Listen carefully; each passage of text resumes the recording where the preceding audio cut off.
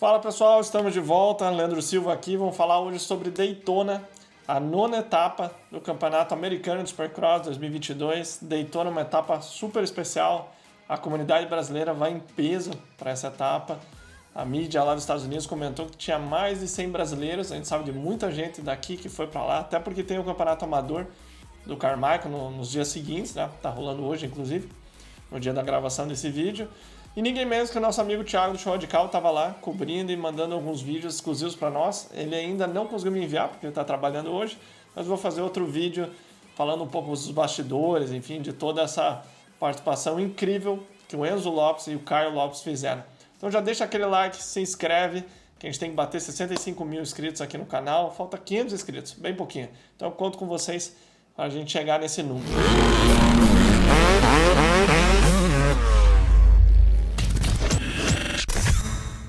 Quero aproveitar para contar uma novidade bem bacana para vocês. Criamos um podcast, aí o Thiago do Show Radical, o LS Show, Leandro Silva, Show Radical. E é um conteúdo um pouco diferente e uma forma também para você ouvir o nosso conteúdo aqui sem ter que ficar entrando no YouTube, às vezes coloca no carro. Eu, por exemplo, escuto muito treinando. Então vou deixar o link aqui embaixo na descrição. Considere também se inscrever e acompanhar o que rola no mundo das duas rodas através do formato podcast, que é muito legal.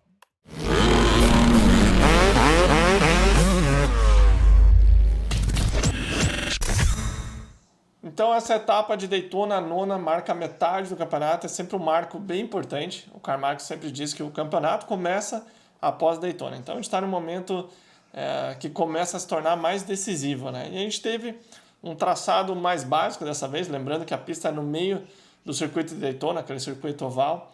Eu já tive a felicidade de poder conhecer e realmente é um local incrível. Na TV não parece o quão inclinado as curvas ali, é incrível. Então no dia que eu estava lá dava para ver as motos passando, elas ficavam de lado, as motos de moto velocidade obviamente, ficavam de lado no asfalto, né? Inclusive no passado eles podiam usar essa parte do asfalto na pista lá nos anos 70, 80. Hoje infelizmente não pode mais, não pode chegar mais tão perto do público, então isso limita um pouco até o layout da pista em como pode ser feito. Então essa pista era um pouco mais básica, não tinha nenhum salto assim que diferenciava. Normalmente eles fazem mais motocross, etapa mais motocross, assim pode-se dizer. E antes, como eu disse no vídeo aqui, então antes tinha um fator que pesava bastante nessa prova, porque as provas eram 20 voltas, ao invés de 20 minutos como é hoje. Então a pista girava um pouco mais alta as voltas, em torno de 1,15, 1,20. Então o piloto que dava ali 20 voltas chegava perto de 30 minutos uma bateria. Então realmente era algo que diferenciava muito os pilotos mais bem condicionados. Enfim, tinha alguns pilotos, como o Carmichael, 5 vezes campeão, nessa etapa, que se sobressaíam sobre os outros, né? Inclusive o Tomac entrou nessa etapa com o recorde também de 5 vitórias. Então os dois empatados. Como vocês sabem, a prova ela exige muito fisicamente, é um traçado que destrói por ser mais arenoso, o que deixa sempre mais interessante ali da metade para o final do campeonato, da bateria. Começa a ficar destruída a pista, então a ultrapassagem em cima dos adversários, de retardatários, se torna mais possível, né? Porque você tem que variar o traçado. Os pilotos melhores conseguem pular de um canto para o outro da pista com maior facilidade, enquanto que aqueles que não são tão rápidos, não disputam tão na frente, tem mais aquela visão de cavalo de charrete, assim, né? Só enxerga o trilho, né? Então, um dos fatores também que os pilotos reclamaram bastante, inclusive o Eli Tomac, é que tinha muita areia nos óculos. Então tinha 2 curvas que era areia pura, então quando ele entrava atrás do web, ele recebia muita areia nos óculos e saltava meio no instinto as sequências seguintes. Lembrando que o piloto desse nível, ele não lê a pista com os olhos somente, né? Ele sente a pista com a moto e reage em cima dela. Então é incrível ele poder acertar com as canaletas, enfim, esse nível de pilotagem é de altíssimo nível, só com muitas horas em cima de uma moto, né? Então a pista, sem dúvida, é um dos diferenciais que ainda ressaltam mais nessa etapa. Falando agora, então, da participação dos brasileiros, Caio Lopes, ele vem batalhando aí pela classificação para o Night Show, que é o quê? Ir para as classificatórias da noite, né? Então, existe o primeiro treino, que já tem uma certa peneira, aí vem o treino A, o treino B, aqueles que não ficam entre os 40 melhores tempos, já nem vão para o Night Show. E ele vinha batendo na trave e, felizmente, nessa etapa, como eu até consegui perceber antes dessa etapa, já que essa, por ser motocross, mais estilo motocross, vamos dizer assim, ele teria mais chance, e não deu outra, foi lá e entrou. Então, muito feliz aí, parabéns pelo Caio, conseguiu fazer seu primeiro Night Show, ele vem crescendo consistentemente a cada etapa, lembrando que ele é um cara que não pode se jogar como se tivesse 18 anos, né? Afinal de contas, todo esse projeto que ele montou e tudo mais, se ele vai lá e enfia a cabeça no chão, numas costelas e machuca uma clavícula, machuca um punho, alguma coisa, acabou tudo isso e o dinheiro foi gasto, né? Então, como ele está bancando basicamente do bolso dele, é inteligente ir um passo de cada vez, ir conquistando e crescendo. Então, parabéns para o Caio, fiquei muito feliz. Ele não foi para a final, mas só de ir para o Night Show acho que já foi missão cumprida para ele. Ele está lá com a família também, com a esposa, então parabéns para o Caio. Com certeza vai vir mais Night Shows, agora o objetivo é classificar numa pista tradicional, né, do Supercross dentro do estádio. E falando do nosso brasileiro Enzo Lopes, fez uma prova sensacional. Ele tem uma expectativa grande sobre ele sempre se cobra bastante, a gente conversa um pouco no WhatsApp, e ele sempre puxa a responsabilidade para ele, e na minha opinião aqui, né, talvez até um pouco demais, né, tem que relaxar um pouco. Então, começando aqui, eu vou ler um pouco do que eu anotei. Então, no treino B, o segundo treino, ele fez terceiro tempo, e olha só, gente, ele ficou 0,5 do Jet Lawrence e 0,1 do RJ Hampshire. Então, o Jet Lawrence, oficial Honda, falam que ele é um talento dessa geração, né? E sem dúvida é. Segundo lugar, RJ Hampshire, cara que já venceu prova do motocross, já venceu do Supercross, oficial Husqvarna. Ele era um cara que deveria estar fazendo frente para o Jet Lawrence de perto. Então ele virou 0,1 só mais rápido que o Enzo. E a segunda melhor volta, que diz pra gente realmente se o cara tá naquela velocidade, a segunda melhor volta do Enzo foi mais rápida do que a segunda melhor volta do RJ Hampshire, que ficou uma posição na frente dele em segundo. Então, Enzo andou super bem, se sentiu bem solto. Ele falou isso na entrevista do Pulp MX, que é um podcast bem conceituado lá nos Estados Unidos, vou falar um pouco mais pra frente. Então foi o melhor que ele se sentiu. Já na HIT, ele conseguiu, por ter feito um tempo bom, alinhar por dentro. Ele pulou bem, não tão bem quanto um piloto de Honda que estava do lado, se não me engano, o Kyle Peters, mas aí que veio a sacada do Enzo. Ele cruzou para dentro da pista por estar numa posição melhor, mais dentro da pista, né, mais dentro do gate, e também, voltando lá, por ter feito um treino bom. Então começa já desde o treino. Botou ele numa posição boa, ele não fez a largada tão boa quanto os ponteiros, mas ele cruzou muito inteligentemente por dentro da sequência, fez a sequência inteira pela esquerda e tinha a próxima curva para a esquerda. Então o que ele fez? Ele entrou por baixo e quase saiu em segunda. Então fez ali a largada perfeita, saiu super bem. Ele começou a botar o ritmo dele, mas tinha muita gente boa nessa HIT que não deixou a vida dele fácil, né? Ele ainda foi ultrapassado pelo Jet na areia, o Jet fechou em cima dos tough blocks, ele saiu para fora da pista, mas mesmo tendo saído fora da pista e voltando mais com calma, né, não pode sair de mão embaixo, como o Barcia fez já quando ele foi derrubado pelo Justin Bogle no começo do campeonato, então ele saiu acelerando lateral e foi penalizado. Então o Enzo voltou para a pista no ponto mais seguro, essa é a regra. E ele começou a pôr o ritmo dele. Ah, detalhe, quando ele voltou para a pista, ele acabou ainda abrindo do pessoal de trás, mesmo não acelerando, porque a areia é muito pesada, enfim, as motos não conseguiram sair tão rápido. Então ele começou a pôr o ritmo dele, mas tinha um pessoal forte ali atrás. Ele acabou na HIT em quinto lugar, o que foi excelente, né?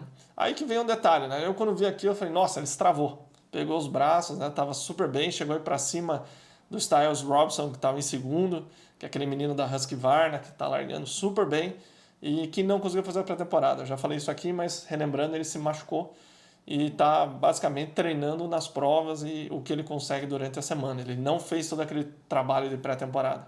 Então é um cara muito bom. E ele é o principal adversário do Enzo hoje no campeonato, porque ele é o que está na frente dele, certo? Então, ele foi para cima, mas de repente começou a ficar, eu conversava com o pessoal no grupo e falei, putz, acho que ele estravou.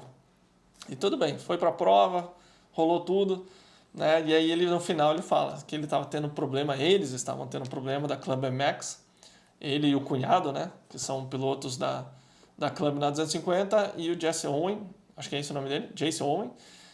Os três são Yamaha Club MX e eles estavam tendo problema na embreagem. Então ele não comentou nada da HIT, mas deduzo eu, pelo que ele falou, também teve problema na embreagem.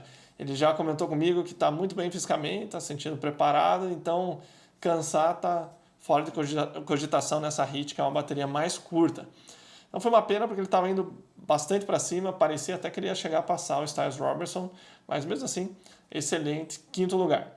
Já na prova, ele fez a mesma coisa que ele fez na HIT. Então ele pulou razoavelmente bem e na hora que o pessoal abriu um pouquinho, ele cruzou por dentro e saiu bem pela esquerda na sequência, chegou a dar uma embananada ali, achei até que ia cair, mas segurou firme, entrou na curva por baixo mais uma vez, chegou a dar uma imprensada no RJ Hampshire e saiu em 3º lugar, excelente, fez o jogo perfeito, igual ele fez na HIT.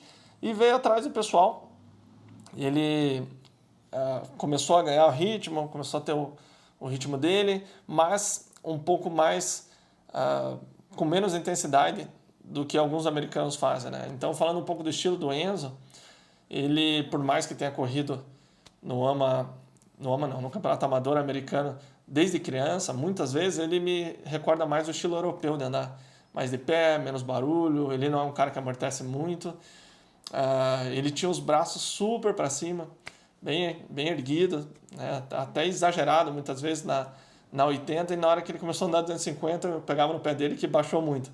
E eu só pegava no pé dele porque ele tinha os braços altos, né? Ele falou, pois é, não sei o que está acontecendo e tal, mas ele me parece ter se reencontrado. Então levantou mais, não como era antigamente, mas já está ótimo. Ele falou que mudou algumas coisas no setup da moto, né? No triângulo de pilotagem que a gente chama, que é o quê? Guidão, pedaleira e banco. Então ele colocou um espaçador na mesa, ele usa o mesmo guidão, porém com o espaçador no adaptador, né, de guidão, ela sobe um pouquinho, e ele puxou a pedaleira mais para baixo, um pouquinho mais para trás. Então é incrível que alguns milímetros ali, outros aqui, faz total diferença e é visível isso, né? O estilo de pilotagem dele melhorou, ele está mais confortável, está passando as costelas super bem. Então, pontos para ele conseguir achar esse acerto, né? Ele também comentou nesse podcast do Pulp MX que ele não tem tanto conhecimento ainda de acerto de suspensão, né? Como ele brincou, o pai dele dava para ele a moto e era essa que você ia andar. Então, comparando com o cunhado dele, o Phil Nicoleri, vive testando suspensão, não tá bom, mexe ali, mexe aqui, porque já teve mais contato, né, com esse tipo de suspensão, sabe o que esperar, enfim, talvez tenha um pouco mais de experiência aí. E voltando lá no início da prova, o Phil passou ele e tal, com uma intensidade absurda, assim, chegou a dar uma escapadinha. O Enzo, mais motorzão diesel, demorou um pouquinho, mas começou a buscar, começou a ganhar ritmo, passou o cunhado, ele contou um pouco ali com o tombo do RJ, ele caindo no início da bateria, que estava atrás dele, depois o RJ chegou a passar e no finalzinho ele acabou caindo e herdou aí a 5ª posição. Eu pensei, tá ótimo, se travou novamente, aí que veio a notícia lá através do Instagram do Show Radical. Fala galera, melhor resultado do Enzo até agora, acabou de fazer um 5º lugar, porém todo mundo acompanhou ao vivo aí, ele estava em 3º, estava caminhando super bem, eu tô aqui de frente à moto, queimou a embreagem e ele acabou cometendo um erro por falta de embreagem. Estou aqui, os discos estavam aqui agora há pouco. Tá bom demais, né? Melhor resultado dele, tô aqui frente a frente com a moto, mas infelizmente dava pra ir mais um pouquinho, dava pra ter feito aí um 3º lugar que nem a gente viu. A gente acabei de falar com ele foi se trocar ali agora, tô aqui na moto. Galera, tá sem nada, tá estourada a embreagem. Mas tá bom, valeu todo mundo do Brasil que acompanhou aí, melhor resultado dele com a gente aqui, 5º lugar. E vamos na torcida aí. O pódio tá na mão, vai vir. Tava em 3º, valeu todo mundo do Brasil. Frente a frente com a moto do homem aí. Aí galera, tô aqui frente a frente com o Enzo, resumindo a melhor e a pior prova dele. Tava em 3º, ficou várias voltas em 3º, acabou tendo um problema com a embreagem, a gente acabou de mostrar a embreagem da moto ali, finalizou em 5º, né Enzo? Mesmo assim um excelente resultado.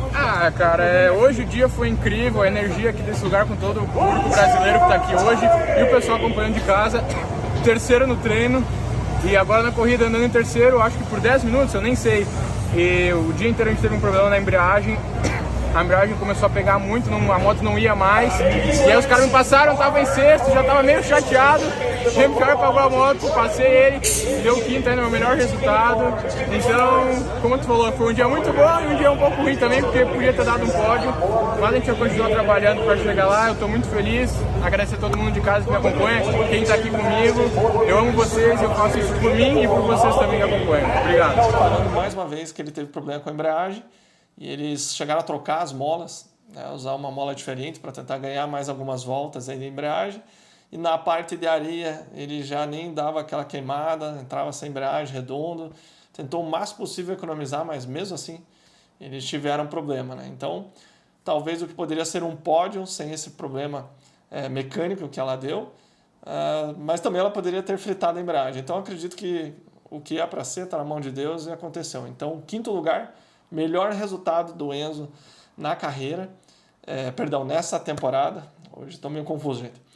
Na temporada, então ele está crescendo no campeonato, apenas 2 pontos atrás do Styles Robertson, então, que é o adversário do momento. Então, eu peguei alguns dados do Enzo, aqui como tem sido o campeonato dele. Então, a média de classificação dele tem sido 10.0, ou seja, 10º lugar. A média de largada dele tem sido 8.5. A média de chegada dele, posição que ele tem chegado durante o campeonato, dá uma média de 6.3, o que é a mesma do Styles Robertson, só que tem uma diferença, o Styles larga muito bem. Ele conseguiu andar mais rápido nessa etapa, saiu ali junto com o Jet e os dois tiveram uma prova sozinhos praticamente, né? O Jet lá na frente, o Styles um pouco para trás, conseguiu muito comemorado aí 2º lugar. Mas, como eu disse, ele está apenas 2 pontos do terceiro, ele está em 4º no campeonato, o que está excelente. Eu vou deixar o vídeo rolando aqui, se eu já coloquei, enfim, vocês estão acompanhando o vídeo da bateria, que foi feito da arquibancada, né? Então isso teoricamente não dá direitos autorais, eu consigo colocar aqui. Mas a gente consegue ver o Enzo muito mais solto, relaxado, o Carmichael falou bastante dele, dizendo como ele é calmo andando, né? E, enfim, não se afoba nesse início, ele tem, ao meu ver, esse estilo mais europeu. No podcast do Paul PMX, eles zoaram muito ali também com a situação do cunhado, né? Que é o Phil Nicoleri, enfim, o Enzo no meio da irmã do cunhado. E o Phil Nicoleri, ele é muito engraçado, ele tem uma personalidade assim, ao que aparenta, não conheço ele, que eles comentam, muito mão de vaca, enfim, sempre zoando, mas a real é que o cara tá andando muito rápido. E o Enzo comentou que no Club MX, eles têm uma estrutura excelente, várias pistas, para quem não sabe, o Zach Osborne também é proprietário do Club MX, e vários pilotos profissionais moram lá, porque é uma estrutura muito boa na Carolina do Norte. Assim como o pessoal da Phoenix Honda, que era a equipe do ano passado do Enzo, Kyle Peters, enfim, outros pilotos. Meu Deus, me fugiu o nome dele agora. Phil Nicoleri, toda a equipe Club MX, Alex Martin, outros pilotos locais. E o número 10 da 450 da Honda, me fugiu agora, Justin Brayton. Tá? Ele é o piloto mais rápido. Lembrando que tem o Garrett Marchbanks, que correu nessa etapa de 450. E segundo o Enzo, chegou a ser mais rápido até que o Justin Brayton treinando. E uma notícia legal para nós que o Phil Nicoleri e o Enzo andam muito perto do Justin Brayton, que geralmente é top 10, top 12 na 450, treinando. Então eles conseguiram juntar uma equipe de treino, né, que a gente falou no último podcast, com o Jean e com o Thiago do Show Radical, era isso, né, esse esquema de treino que talvez a Star tenha hoje, que beneficiaria o Enzo, né. Então, ouvindo isso, eu pensei, cara, ele tem isso hoje. E isso tem mostrado um resultado quando a pista destrói, né? Você tem 17 pilotos de nível de final de uma Supercross treinando junto, e isso, sem dúvida, faz o ritmo só subir, né? E ficar muito mais competitivo o treino. Sem dúvida, essa simulação de prova é um dos motivos que tem feito o programa do Aldon Baker tão bem sucedido, né? Ele, sem dúvida, é o melhor treinador de todos os tempos. Tô tentando acertar o microfone aqui que tá caindo, rapaziada. Mas ele conseguiu reproduzir isso nesse formato com o Club MX, colocando todo mundo para treinar. Imagine ter 22 pilotos igual uma prova, né? Chegar a esse ponto, largando e treinando todo dia junto, as costelas destroem, enfim, sem dúvida isso está mostrando na performance do Enzo.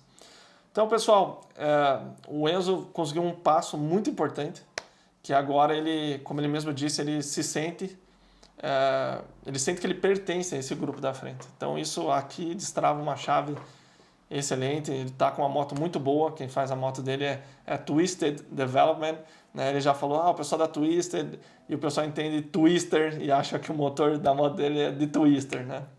Até ele já brincou isso comigo em áudio. Mas não a Twister é um cara da Califórnia, só para vocês terem uma ideia, a capacidade técnica dele, de 22 pilotos largando na final em Daytona, 11 eram motores deles, né? Eu vi em alguns comentários o pessoal pichando um pouco a moto dos motores da Twisted, mas tá aí a prova. 11 dos 22, metade do gate, são motos de motor dele. Então o cara é muito bom e você pode ver isso andando. As motos largam bem, andam bem, são excelentes. E a equipe do Enzo está tendo pelo menos nessa etapa, né, teve um espaço assim na transmissão muito grande. Porque o Garrett Marchbanks, ele pulou para essa costa na categoria 450. Ele é um cara grande do clube, né, e conseguiu andar muito bem. Então deram um bom espaço para ele, por ele estar fazendo esse movimento para 450. Falaram muito do Enzo. A Will Christensen, que é da repórter, ela falou, nossa, comunidade brasileira, muita gente e tal. Então deram esse espaço também. E o Enzo andou muito bem. Ao contrário de anos anteriores, onde o Carmichael, eu particularmente sentia, né, que não falava do Enzo, falava do Dirk Swall, que estava atrás, falava do Shimoda, falava de todo mundo. E não falava do Enzo, né? Então a gente sempre comentava, pô, acho que ele não gosta muito do Enzo, sei lá, não fala.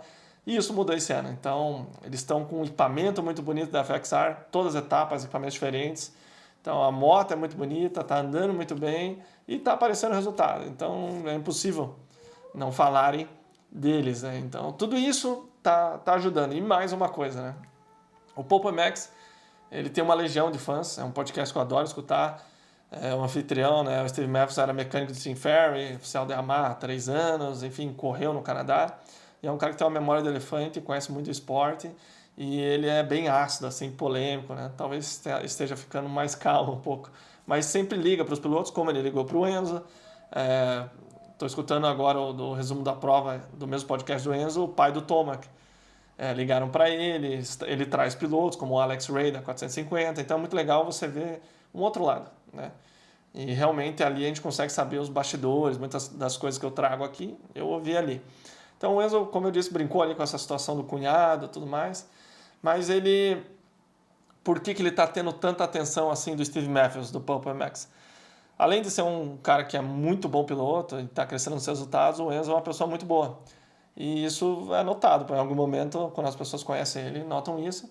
E o Steve decidiu apoiar ele, então ele põe o adesivinho no capacete lá, Pulp MX, ele dá uma graninha para o Enzo, mas muito mais importante do que o dinheiro é o espaço que ele tem, né? Todo ano ele pega um piloto que ele liga toda vez após a prova e tudo mais, e normalmente são os pilotos que ele apoia, né?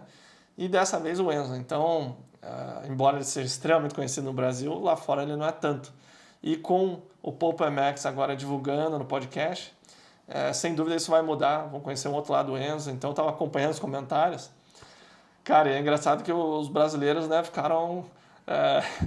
vamos brincar, enlouqueçado, né? Porque tinha um menino que eu acho que é Celso alguma coisa, esqueci, Celso Luiz, eu esqueci o nome dele. Cara, esse cara não parava de mandar mensagem, eram umas 30 mensagens, era a bandeira do Brasil, Go Enzo, daí dá pra ver, traduzir alguma coisa no Google, postava lá. Foi bem engraçado, né? E o próprio Steve falou que o DM dele do Instagram arregaçando, né? Só mensagens de brasileiros, então é legal eles verem o poder de marketing para eles, de trazer o Enzo para o programa. Então, como eu disse, mais do que o dinheiro que ele está ganhando, esse espaço na mídia, sensacional. E os resultados ainda acompanhando. E daí surgiu uma situação nessa prova, né? Jeremy Martin machucou durante a semana. Eu falei aqui no vídeo anterior também de 10 coisas para ficar de olho em Daytona. O Levi Kitchen também machucado. A Star sem piloto, né? Aí apareceu lá o Christian Craig andando no press day, daí todo mundo, pô, ele vai correr, não vai, mas ele tá 250, ele não pode correr, ele poderia de 450, mas enfim, ele foi fazer só uma ação para a GoPro. Mas pensando assim, quem que entraria na Star? Eles não iam ficar sem piloto, né? Quem que eles contrataram? Um privado de Yamaha na 450, o Kyle Chisholm. Na verdade, esse cara é da minha idade, mais velhão, né? Até um pouco mais velho, ele tem 34. Eu corri com ele no amador de motocross nos Estados Unidos. Ele era oficial Kawasaki e eu privado lá no Texas.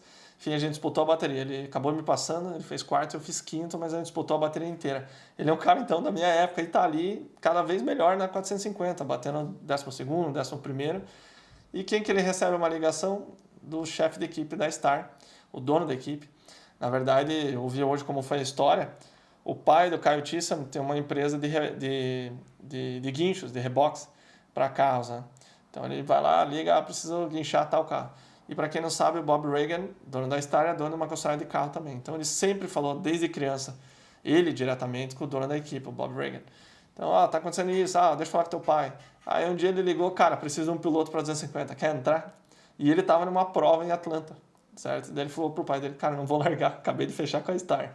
Então foi muito legal ver isso acontecer. Obviamente, ele não é um cara para vencer, mas ele é um cara que arrisca ali incomodar o Enzo, ainda mais numa Star. Ele é super alto, mas ele é muito, muito magro. Então ele pesa 165, dá mais ou menos 80 menos 10%, uns 73, 74 quilos. Ele é super alto, mas ele é muito leve. Inclusive ele é mais leve do que o Christian Craig. E até ele comentou no Poupa MX lá um pouco da moto, né, que é um troço absurdo. Ele falou, é igual uma 450, só que na 250. Um pouco menos com patada, né, segundo ele. Essa é a diferença de uma moto factory para talvez uma moto do Enzo. Embora seja uma moto boa, muito boa, não é uma moto factory. Então eu acredito que é um cara ali para incomodar o Enzo. Então falando de campeonato, o Enzo está 2 pontos atrás do terceiro, mas não está fácil, porque ele tem Pierce Brown atrás, ele tem muito cara bom, né, para disputar. O Sty Robinson está crescendo, mas ainda eu acredito que a gente não viu o pico de performance do Enzo, né? Talvez essa foi a melhor etapa dele, mas teve esse problema mecânico. Vamos saber agora em Detroit, né, na próxima etapa, como ele vai se comportar de volta no estádio, enfim, muito mais confiante, mais relaxado, tem tudo para ir daqui para cima. Então eu coloco ele top 5 no campeonato e vou até soltar minha aposta aqui falando dele nesse vídeo. E eu acredito que na próxima etapa ele mete mais um top 5. Eu vou colocar ele em 4º lugar para a gente crescer uma posição. Lembrando que no nosso bolão eu acertei a posição dele, 5º lugar. Quando o RJ caiu no final da prova, eu falei, yes! 5º lugar, me somar uns pontinhos no meu bolão lá. Mas é isso aí, rapaziada. Esse é o vídeo dos brasileiros. Eu vou soltar um pouquinho depois o da 450 e da 250. Espero que vocês tenham gostado. A gente vai entrar um pouco mais em detalhe. Eu vou ver, dependendo do tempo que ficou esse vídeo, eu vou soltar no podcast para você poder escutar também no seu carro, facilitar um pouco. Então, estou tentando ampliar um pouco. Espero que vocês estejam gostando, né, desse novo formato. E lembrando que não dá para soltar muito vídeo, muita coisa aqui, porque direto eu tenho que ficar reeditando, porque dá strike. Então, um abraço, galera. Fiquem com Deus. Divulguem com os amigos. Se inscrevam para a gente chegar a 65 mil inscritos, que vai ser top demais. Um abraço. Na na na na na na na